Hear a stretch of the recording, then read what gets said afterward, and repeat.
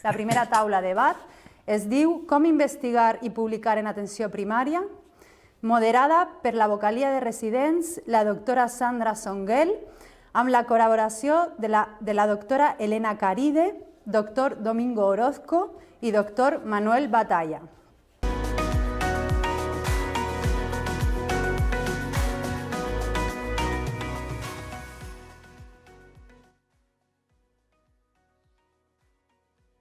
Hola, buenas tardes a todos. Yo soy Ana Linares, de la Vocalía de Residentes. Me ha tocado iniciar las mesas de debate de este congreso de la SOBANFI. Esperabais ver, creo que a Sandra Songel, que es la que os ha acompañado a lo largo de este itinerario de cómo investigar en atención primaria, pero desde aquí la excusamos porque la pobre está malita, esperamos que se recupere pronto. Y bueno, me ha tocado a mí, espero estar a la altura de ella. Y tenemos con nosotros a Domingo Orozco, que es vicerrector de investigación de la Universidad Miguel Hernández de Elche, a Elena Caride, que es la vocal de investigación de la SOBANFI, y a Manuel Batalla, que es profesor de la Universidad Jaume I de Castellón y es el editor jefe de la revista FML de la SOBANFI. Con todos ellos pretendemos pasar unos 40 minutos, media hora, porque vamos con un pelín de retraso, charlando un poco sobre la investigación en atención primaria. Entonces, para empezar, a mí me gustaría haceros la siguiente pregunta, y es que, para vosotros, ¿cuál sería el motivo de empezar a investigar en atención primaria, ¿no? ¿Cuál la motivación primera? Y para una persona que se inicia en este ámbito, ¿cuáles serían los consejos que le daríais? ¿O cuáles serían los problemas que normalmente uno se encuentra al principio y cómo lo solucionaríais vosotros? Si alguno se anima a empezar a responder a estas preguntas. Pues yo misma, que soy la que quizás he empezado hace poquito a investigar porque llevo menos trayectoria profesional. Yo soy unos monstruos de la investigación y yo soy más novatilla. Y mi motivación principal para investigar en atención primaria es, siempre lo digo, es el placer de investigar. Es que investigar en sí mismo produce una satisfacción personal muy importante, porque al final nos gusta lo que hacemos, somos médicos por vocación, y cuanto más sabemos sobre lo que trabajamos y sobre lo que hacemos con nuestros pacientes, al final más placer nos produce, ¿no? Y yo creo que para mí ese es el motor principal de investigar. Y creo que quizás las principales dificultades que nos encontramos al principio para investigar en atención primaria son sobre todo la falta de tiempo y la falta de espacio en nuestras agendas, en nuestros tiempos de trabajo, para poder dedicar a la investigación, ¿no? Quizás eso es lo que a mí principalmente más me frena o me limita a la hora de poder investigar en mi actividad asistencial. Pues yo diría que la principal motivación para investigar es la curiosidad. Es decir, todos los médicos que son curiosos pues tienen interés por la investigación. O sea, la curiosidad es la que nos hace preguntarnos el porqué, ¿no?, de las cosas, el por qué pues, unos pacientes funcionan mejor que otros, por qué unos responden mejor que otros, porque hay pacientes que no responden bien, porque hay pacientes que toman la medicación y pacientes que no la toman, porque hay pacientes mejor controlados que otros, ¿no? ¿Qué factores influyen? ¿Cuál es el pronóstico? ¿Cuál es la validez diagnóstica de las pruebas que utilizamos, ¿no? Porque hay falsos positivos y falsos negativos. Son preguntas del día a día, de la consulta de cada día, ¿no? Entonces, cualquier médico curioso en la consulta pues tiene cada día motivos para investigar. Y para mí esa sería la principal motivación, la curiosidad.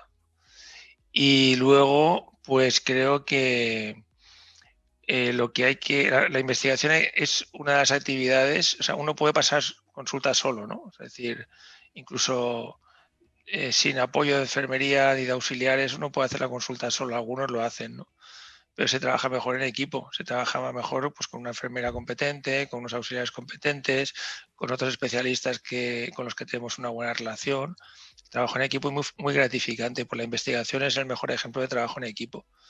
para investigar y poderlo hacer en las condiciones de práctica clínica, es decir, viendo pacientes en consulta con las dificultades que comentaba Elena, de falta de tiempo, etcétera, la respuesta es el trabajo en equipo. Es decir, si ponemos en marcha un proyecto con un equipo de investigación, pues estas dificultades que hay de falta de tiempo pues se van solventando, ¿no? Evidentemente, en función de la consulta en la que estemos, yo he pasado por muchas consultas, con más presión, con menos presión, con más apoyo de dirección, con menos apoyo de dirección, con más apoyo de otros recursos adicionales en la universidad o en la unidad docente, con menos. Evidentemente, cuando mejores son las circunstancias, pues más podemos investigar. Porque la curiosidad, los que somos curiosos las tendremos siempre, ¿no? Pero es verdad que puede haber algunas circunstancias puntuales en el tiempo donde durante un tiempo sea difícil desarrollar actividades de investigación. Eso hay que entenderlo también. Lo primero es la asistencia. Pero suele pasar pocas veces. Es decir, cuando uno realmente tiene interés por la investigación, tiene esa curiosidad y forma un equipo de trabajo, la investigación sale adelante en la mayoría de las circunstancias. Vale, muchas gracias, Domingo. Manolo, ¿alguna aportación al respecto? Pues yo os diría que para mí se puede investigar a muchos niveles y como dice Domingo muy bien, al final lo que te mueve a investigar es la curiosidad de saber qué está pasando, por qué está pasando y para mí más que nada lo que te mueve a investigar es querer investigar. Luego ya buscas solucionar los problemas que se van planteando, porque se van planteando muchos problemas cuando alguien empieza una investigación. Pero también es muy distinto investigar a un nivel de universidad o a niveles muy altos, o querer hacer un pequeño trabajo para aclarar nuestras dudas respecto a algo en nuestro centro de salud. Si nosotros queremos, al final vamos a buscar el equipo, vamos a ver si encontramos el tiempo. Muchas veces incluso se llega a investigar fuera del horario de trabajo, invirtiendo horas, haciendo cosas en casa que deberían estar previstas hacer dentro de nuestro horario laboral, pero que al final el que te mueve es la voluntad de querer hacer las cosas. Pero es lo mismo que para publicar, es decir, para llegar a publicar tampoco tenemos que pretender en principio hacer un ensayo clínico o publicar en el British Medical. Podemos publicar en nuestras revistas más cercanas o hacer un pequeño trabajo y a partir de ahí empezar con algo que nos motive, algo que nos interese. Lo que no se puede hacer nunca es investigar sobre algo que no nos gusta o no querer investigar a la fuerza. Esa es mi forma de ver las cosas. Vale, entonces resaltaríamos un poco la motivación, ¿no? El interés, la curiosidad y al final con estos ingredientes los problemas se podrían ir solucionando. Habéis hablado de la universidad y de publicar en revistas locales, ¿no? De iniciarse un poco por ahí. Manuel Batalla es el editor de la revista de FML. ¿Qué nos podrías comentar acerca de esta revista y cómo publicar en ella? Bueno, pues me encantaría saber que la conocéis, que sabéis que existe, que tenemos una pequeña publicación en nuestra sociedad y que se llama FML, que no sé si lo sabéis, pero que significa familia. FML no es formación médica límite, es familia. Entonces, a mí me gustaría proponeros que sea un poco la primera herramienta. Es decir, como he dicho antes, podemos plantear una investigación o podemos plantear una publicación a un nivel altísimo, ¿no? Probar a ver si nos van a coger nuestra experiencia o nuestro caso clínico, pues yo que sé, en una revista de nivel internacional con un factor de impacto de 14. Bueno, esto está muy bien, que nos lo planteemos, pero también está muy bien que empecemos, y si no sabemos cómo empezar, que empecemos por las revistas que tenemos a nuestro alrededor, las más accesibles. Y os propongo FML. FML, en la página de la sociedad tenéis el enlace directo y si no, simplemente poner revista FML, Google nos la sitúa muy bien.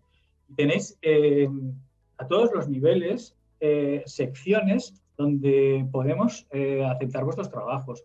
La revista FML es una revista que ya hace muchos años que existe y que la cambiamos no hace mucho tiempo, hace unos 2 o 3 años, cambiamos su formato, reinventamos un poco las secciones y pensamos sobre todo en la persona que publica por primera vez o los residentes y dejamos también espacio para otras secciones.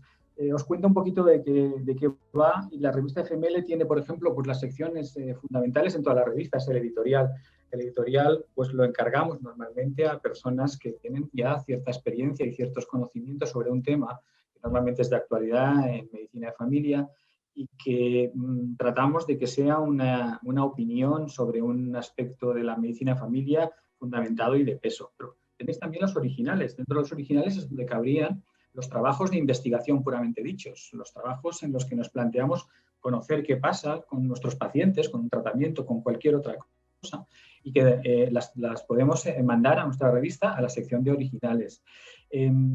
Hay una corrección por pares, todos los correctores son personas de la misma sociedad valenciana y bueno, van a mirar nuestros trabajos y vamos normalmente aceptando casi todo lo que nos mandan, muy mal hecho, por supuesto.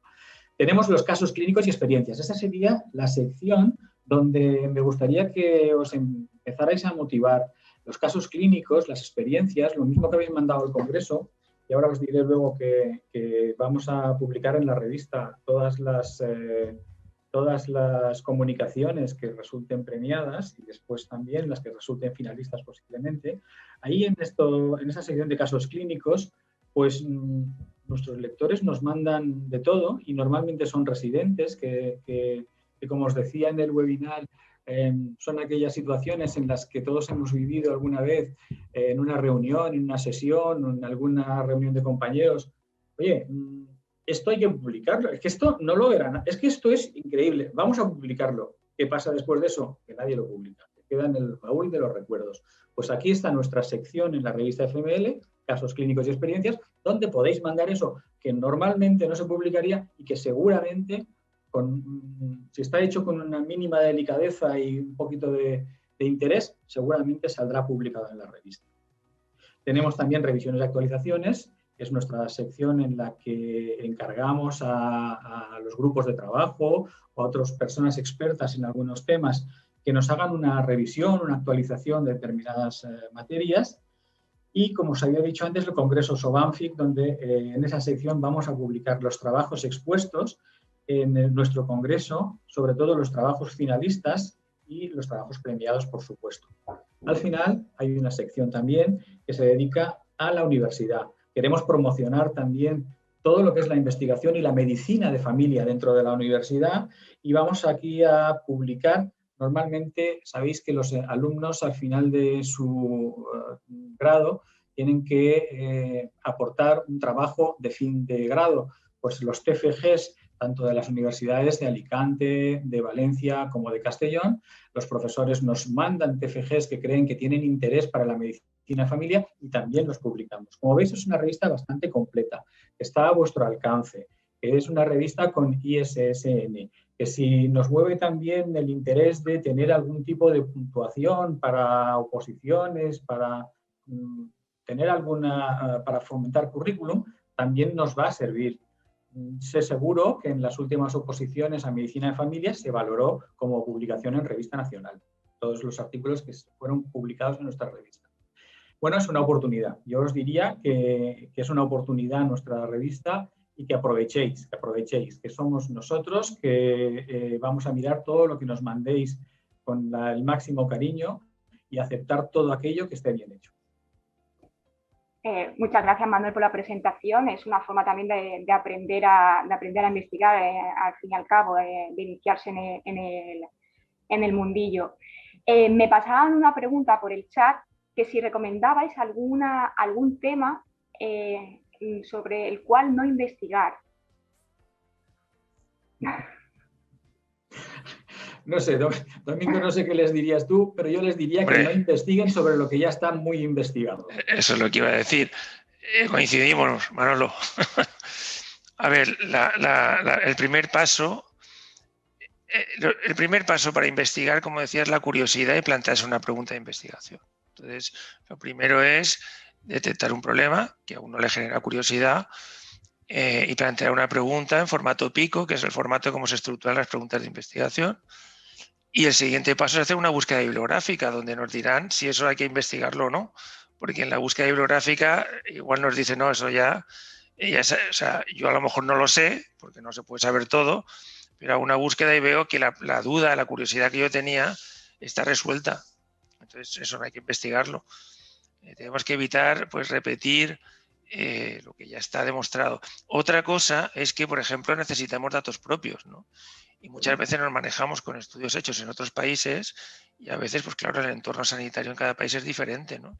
Entonces, a lo mejor nuestro sistema sanitario, las condiciones de nuestra población, nuestro nivel de vida, nuestro clima, etcétera, pues puede hacer que los resultados de determinados estudios sean diferentes. Entonces necesitamos tener datos propios. Si se ha hecho el estudio en otras poblaciones, pues eso no invalida que lo hagamos en la nuestra, ¿no? Esa sería quizá la única investigación que yo no haría, la que ya esté hecha. Vale. Y pues bueno, hemos hablado de la motivación, insistimos, la curiosidad, el ámbito local, no empezar por el ámbito local, la relación entre la universidad y la medicina de familia, nuestra especialidad, que aquí tenemos a Domingo Orojo, que es vicerrector, y a Manuel Batalla, que es profesor de universidad. Y Manuel Batalla ha señalado la relación que existe con la revista FML también, ¿no? Que publicáis TFGs y que sí que hay una relación con la universidad en ese aspecto. La importancia de investigar, sobre todo en la actualidad, relacionada también, nos planteamos la pregunta sobre el escepticismo que existe, que ha surgido o que se ha visto más hoy en día con todo el tema del COVID, que cómo lo podríamos debatir aquí o cómo lo podríamos relacionar la ciencia, porque no olvidemos que al final se llama como investigar en atención en primaria esta mesa, pero es la mesa de la ciencia, ¿no? Entonces, ¿qué pensáis al respecto de todos estos movimientos que han surgido más en los últimos tiempos o que se han visto más? Elena, bueno, sí, yo por ejemplo creo que es necesario realmente siempre tener evidencia científica sobre los temas que hablamos y que tratamos, sobre todo en medicina, ¿no? Y quizás en los últimos tiempos y a raíz un poco de la pandemia, esto todavía se ha puesto más de manifiesto, ¿no? De la necesidad de demostrar las cosas, porque a veces es muy fácil dar una opinión, pero no deja de ser eso, una opinión. Las opiniones en ciencia, hasta que no se demuestran, pues son eso, opiniones, ¿no? Entonces, creo que es muy importante darle el peso que tiene a la investigación, porque al final es el único camino que nos lleva a poder hacer afirmaciones certeras sobre en este caso, sobre la salud. Y creo que es muy importante también que le demos peso a la investigación en atención primaria, porque siendo una red de profesionales tan grande a lo largo del territorio nacional, tanta cantidad de personas dedicadas a la salud en atención primaria, sin embargo, nuestra representación a nivel de publicación científica y de impacto científico sigue siendo muy pequeño en comparación pues, con otras especialidades de otros ámbitos en nuestro sistema de salud. Entonces, quizás es el momento ahora de replantearnos un poquito eso e intentar potenciar la investigación en atención primaria sabiendo que somos una parte muy importante del sistema de salud y que realmente tenemos todas las capacidades para poder desarrollar investigación en atención primaria, ¿no? Yo te agradezco que hayas hecho la pregunta, Ana, porque estamos viviendo unos años donde la opinión se sobrepone, por lo menos en el entorno social español, la opinión se sobrepone al conocimiento. Y eso es muy malo. Eso es muy malo para una sociedad. Una sociedad que se basa en opiniones y no en conocimiento descarrila, o sea, porque está completamente equivocada, o sea, no tiene un sustento científico, ¿no? que haga que las decisiones se basen en el conocimiento y no en las opiniones, ¿no? Con la COVID lo hemos visto, ¿no? O sea, vemos cómo los medios de comunicación, la información que aportan a los ciudadanos es la de opiniones de gente de la calle, ¿no? Con el tema de las vacunas, ¿usted se va a vacunar? Pues no le preguntan a los expertos, le preguntan a un señor de la calle que dice, pues yo sí, y otro dice, pues yo no, ¿sabes? Y y ya está. Y eso es lo que queda en el aire, la opinión de la gente, ¿no? Y el conocimiento pasa a un segundo nivel. Pero es que lo vemos en las consultas, ¿no? Vemos cómo la gente llega a la consulta con una situación un poco de prepotencia, como diciendo, esto yo ya me lo sé, ¿no? O sea, discutir con el médico porque ha leído en internet 4 cosas o porque su vecina le ha dicho no sé qué y tal, ¿no? Y entonces, mira, te cuento una anécdota de una película de Santiago Segura, donde hay 2 chicas, ¿no?, que trabajan en una empresa, una que lleva muchos años y que está formada y otra que acaba de llegar, que no tiene pues prácticamente ni idea de nada porque ha entrado por enchufe. Y entonces la más veterana le dice, es que tienes que prepararte, tienes que estudiar. Y dice, tú déjame y tal. Dice, pero si es que no sabes ni cuál es la capital de Italia. Dice, hombre, claro, Venecia. Dice, ¿te das cuenta? La capital de Italia es Roma. Dice, oye, respeta mi opinión, ¿sabes? Entonces esto es un poco, ¿no? Respeta mi opinión. Mi opinión es que la capital de Italia es Venecia. Es mi opinión, ¿no?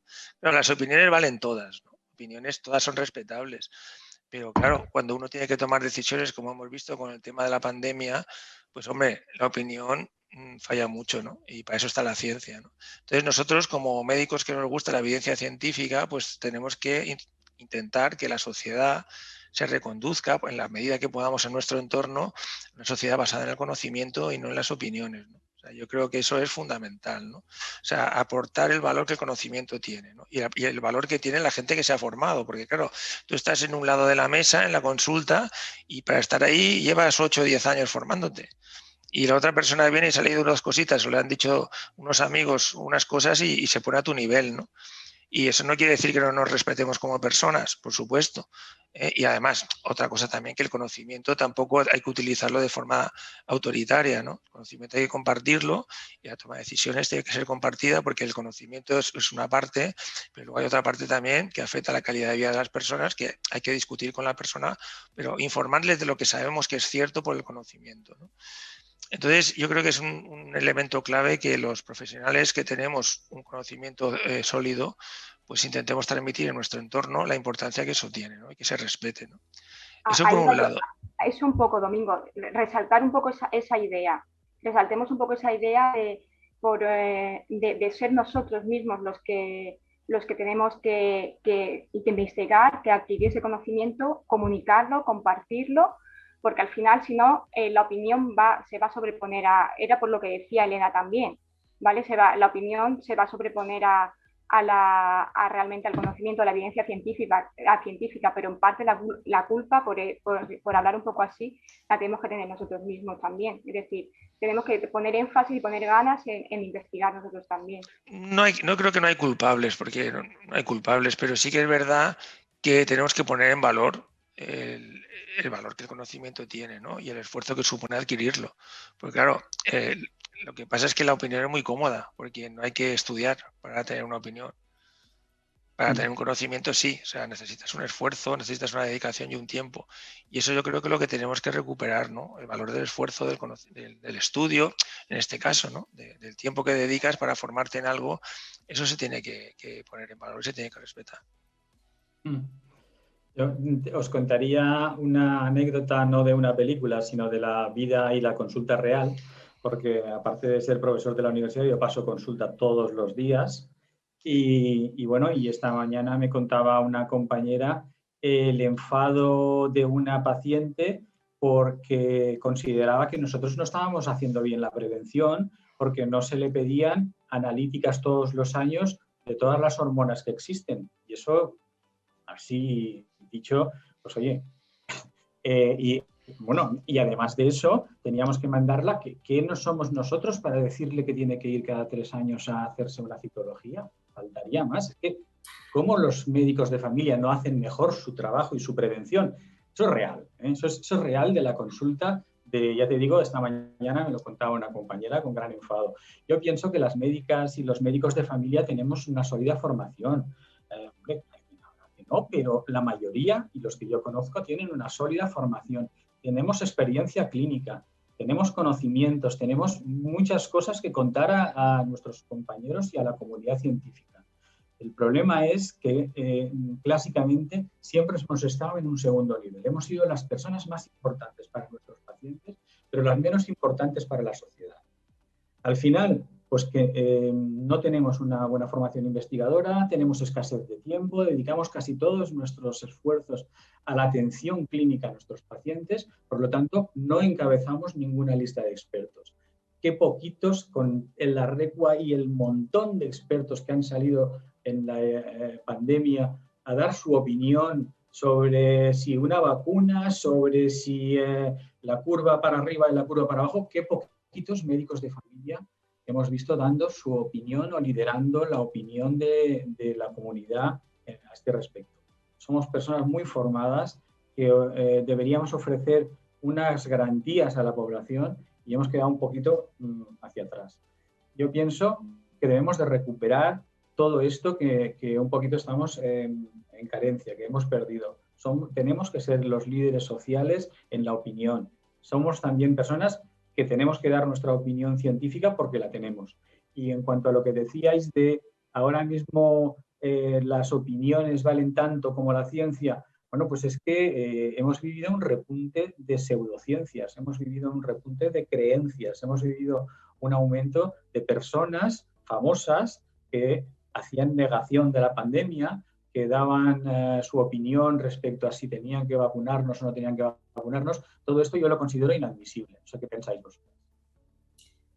Pues sí, la verdad es que esta situación pues ha disparado todo aquello negativo a veces sobre que hoy en día vivimos en una situación en la que la información es muy accesible, pero al mismo tiempo es muy peligrosa, porque en muchos casos pues la información está sesgada, se busca la noticia fácil, el titular fácil, se busca el sensacionalismo, el conseguir captar la atención de una forma muy rápida, aunque el mensaje sea incorrecto. O sea, quizás todo lo contrario a lo que un científico busca, ¿no? Que es la evidencia y tener las cosas claras antes de contarlas. Y vivimos en una sociedad en la que actualmente es todo lo contrario. O sea, cuanto más escandaloso es el titular, cuanto más llamativo, más polémico, más va a captar la atención, y hoy en día vivimos en una sociedad volcada en redes sociales, volcada en hacer un espejo de todo lo que hace.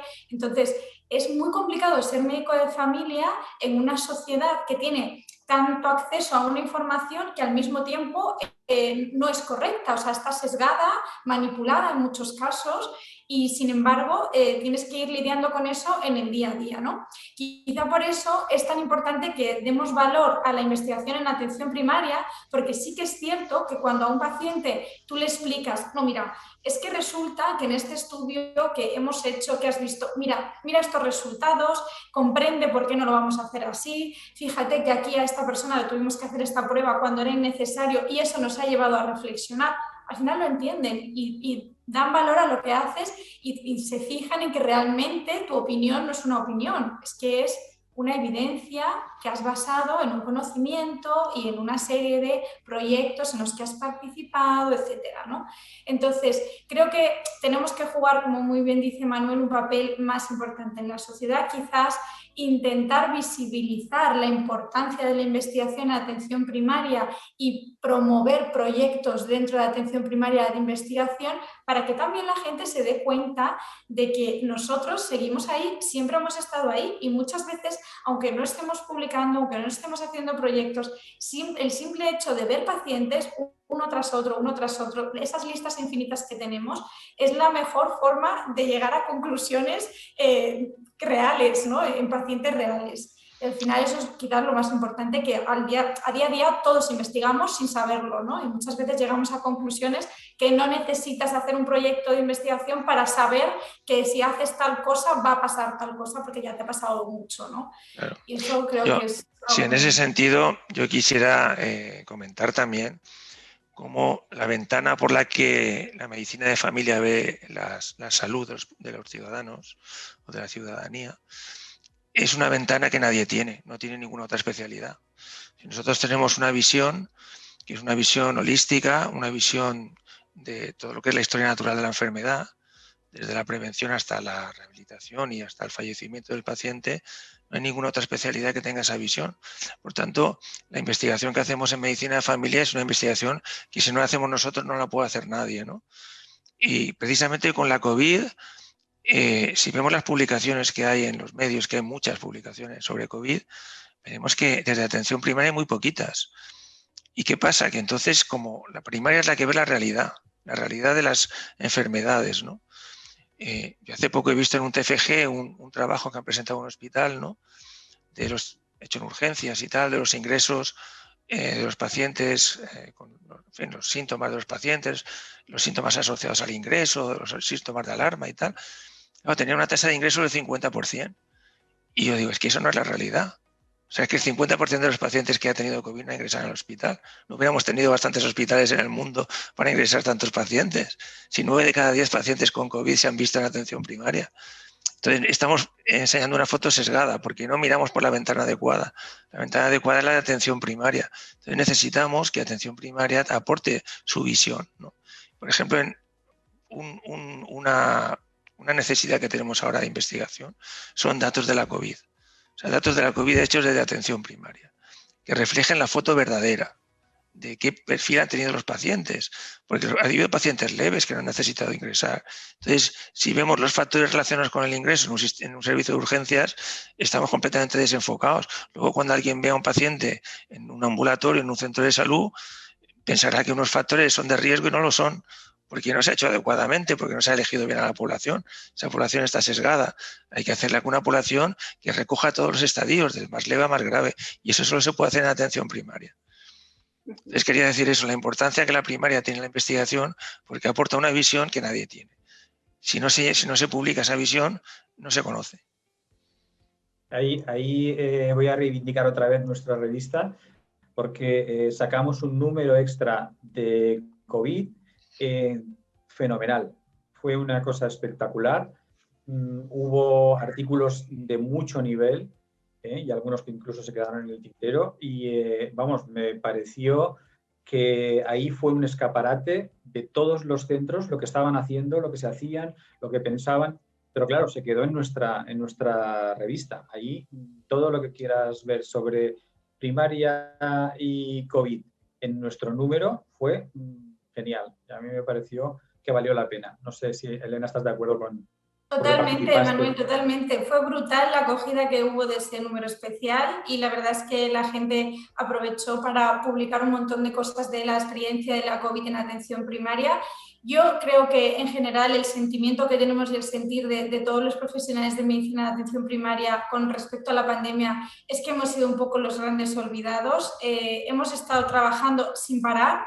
Sin embargo, la gente piensa, la población en general piensa que no hemos estado trabajando, que teníamos las consultas cerradas, que no estábamos atendiendo a la gente. Ha sido muy duro ver cómo realmente la información y lo que nuestro trabajo no estaba llegando a nuestros pacientes, a la gente por la que nosotros dedicamos toda nuestra vida y nuestra pasión a cuidarlos, a estar con ellos, a diagnosticarles las enfermedades. Y sin embargo, durante la pandemia hemos sido invisibilizados totalmente cuando hemos asumido una carga de trabajo brutal, hemos asumido situaciones laborales brutales que todos hemos vivido y que no vamos a olvidar. Hemos sufrido compañeros que han estado muy mal porque han tenido que ir a atender a casas sin medios. Hemos pasado situaciones de miedo, de angustia, de separación de familiares, de convivientes. Hemos estado dando bajas a destajo, haciendo renovaciones de medicación porque las renovaciones que se hacían de forma automática no iban bien y nuestros pacientes nos decían, es que yo voy a la farmacia y no me dan la medicación, y tenías que estar ahí pendiente de si le renovabas, no le renovabas, de que no faltara nada. Seguimientos telefónicos. Hemos inventado 1000 maneras de llegar a nuestros pacientes sin los medios, porque en ningún momento la administración se ha preocupado de proponer medios telemáticos funcionales que realmente permitieran una mejor comunicación con los pacientes. Es decir, de la nada hemos sido capaces de reinventarnos, asumir un montón de competencias nuevas, hacer un montón de trabajo diferente. Nadie ha protestado, todo el mundo ha estado ahí dando el callo, y sin embargo la percepción que tiene la sociedad es que hemos estado un año de parón. y eso para todos es muy frustrante. Entonces, eso nos tiene que motivar para decir, oye, necesitamos que se ponga el foco de atención en la atención primaria y para eso necesitamos datos, necesitamos mostrar, necesitamos que la gente sepa lo que estamos haciendo, ¿no? Y quizá eso no lo hemos hecho bien y no lo estamos haciendo bien porque yo invierto mucho tiempo en las consultas cuando alguien me hace una réplica de este tipo, es decir, vamos a parar un momento, voy a enseñarte mi agenda. ¿Por qué no te he llamado a las 8? Porque es que resulta que a las 8 tengo 3 pacientes más citados, como tú, duplicados. No te voy a llamar a las 8, es que es imposible, ¿vale? Entonces, bueno, creo que sí que es importante intentar poner el foco en la atención primaria y la investigación es una muy buena manera de poner el foco en la atención primaria porque es demostrar algo con evidencia. Ana, si me permites 30 segundos, porque sé que estamos casi sin tiempo. 30 segundos. Añadiría un aspecto muy importante que es la formación. La formación en investigación ayuda a que esa curiosidad se pueda materializar conociendo los métodos de cómo desarrollar esa pregunta. Y os comparto un momento una pantalla para que veáis, simplemente hablar del máster de investigación que es online, que tenemos en atención primaria en la Universidad Miguel Hernández y que es, como digo, de formación online, que tiene mucho éxito. De hecho, pues, hay 80 plazas, pero todos los años tenemos 300 solicitudes. Entonces, pues bueno, es una forma relativamente cómoda de formarse, porque como digo, es online y está dirigido a atención primaria. Nada más solo. Yo lo he hecho y me ha encantado, ¿eh? O sea que lo recomiendo a todo el mundo, como alumna, me ha encantado. Pues muchísimas gracias a los tres, a Elena por la reflexión final que has hecho, que me has dejado ya sin nada que decir, y a Domingo por la conexión esta, que también era una de las cosas que me hacía por comentar, la conexión entre o la presencia de la especialidad de medicina de familia en las universidades. Elena con la reflexión final de que al final la pandemia de la COVID puede servirnos como una oportunidad para investigar, para estar ahí, para darle el reconocimiento al conocimiento de la atención primaria que se merece y demostrar así a la ciudadanía y poder luchar pero poner en relevancia la importancia que tiene la investigación en atención primaria. Creo que ya nos hemos quedado sin tiempo. Yo seguiría aquí toda la tarde, me siento como parle vostè, calle vostè, así que pero tiene que empezar Pepa Martínez con la siguiente mesa en atención a la comunidad, así que con ella os dejo y muchas gracias a Manuel, a Elena y a Domingo por vuestra participación. Muchas gracias Ana. a vosotros. Gracias a la sociedad, enhorabuena a la sociedad por estas iniciativas.